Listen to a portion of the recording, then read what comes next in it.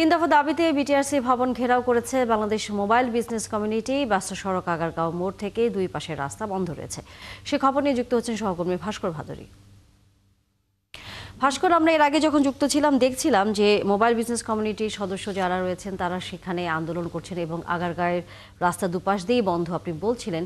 এর ফলে নিশ্চয়ই সাধারণ মানুষের ভোগান্তি তৈরি হয়েছে এবং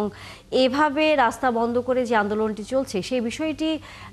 যাতে আর না হয় তার জন্য যারা আন্দোলন করছেন তাদের সাথে কি প্রশাসনের পক্ষ থেকে কেউ এসে কথা বলছেন?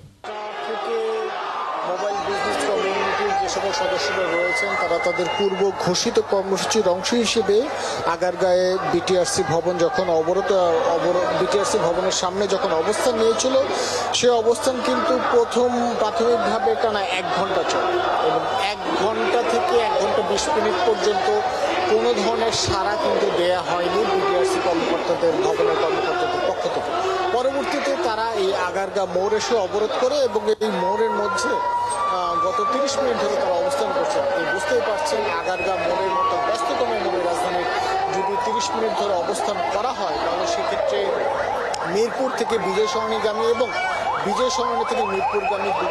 দুমুখী সড়কই কিন্তু পুরোপুরি বন্ধ এবং একই সাথে আগারগাঁও মোড় থেকে শ্যামলী শিশু মেলাগামী যে দুই পাশে সড়ক রয়েছে সেই সড়কই কিন্তু বন্ধ। এই এলাকা সাধারণ মানুষের দুর্ভোগ কিন্তু ইতিমধ্যেই চরমে উঠেছে, কিন্তু মোবাইল ব্যবসায়ী যারা রয়েছেন এবং তাদের সাথে কর্মচারী যারা রয়েছেন তারা কিন্তু বলছেন পরিকল্পিতভাবে দেশের প্রযুক্তি খাতকে নষ্ট করার জন্যই কিন্তু সরকার এমন ধরনের সিদ্ধান্ত নিয়েছে এবং সরকার যতক্ষণ না পর্যন্ত তাদের সিদ্ধান্ত থেকে সরে আসবে ততক্ষণ পর্যন্ত কিন্তু তারা তাদের আন্দোলন চালিয়ে যাবে। এবং কিছুক্ষণ আগে তাদের যে দাবি সেই দাবিনামার সাথে নতুন দাবি যুক্ত হয়েছে প্রথম প্রতিষ্ঠার বিশেষ সহকারী ফজলে আহসান তৈয়বের পদত্যাগও কিন্তু তারা দাবি করছেন এবং তারা একই সাথে বলছেন যে গুটি কয়েক লোককে সর্বোচ্চ সুবিধা নিশ্চিত করার অংশ হিসেবে কিন্তু আজকে সরকার এমন হঠাৎ সিদ্ধান্ত নিয়েছে এবং এই যে সিদ্ধান্ত সেই সিদ্ধান্তের ফলে দেশের 20,000 মোবাইল ব্যবসায়ী শুধু নয় এবং একই সাথে পরোক্ষভাবে জড়িত 20 লক্ষ মানুষ কিন্তু ক্ষতিগ্রস্ত হবে এবং সরকার এদের কারো কথা কোনো ধরনের চিন্তা অথবা আলোকপাত না করে কিন্তু একপাক্ষিক সিদ্ধান্ত নিয়েছে। কারণ মোবাইল বিজনেস কমিউনিটির যে সকল সদস্যরা রয়েছেন তারা কিন্তু বলছেন গত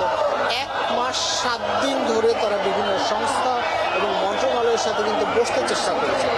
যখন তারা কোনোভাবেই সরকার কিংবা কোনো সংস্থার কাছ থেকে সাড়া পাননি তার পরবর্তীতে কিন্তু তারা আজকে রাজপথে নামতে বাধ্য হয়েছে এবং সরকারের এই যে সিদ্ধান্ত সেই সিদ্ধান্তের ফলে সাধারণ মানুষ 16 ডিসেম্বরের পরে যদি কোনো মোবাইল কিনে তাহলে সেক্ষেত্রে তাদের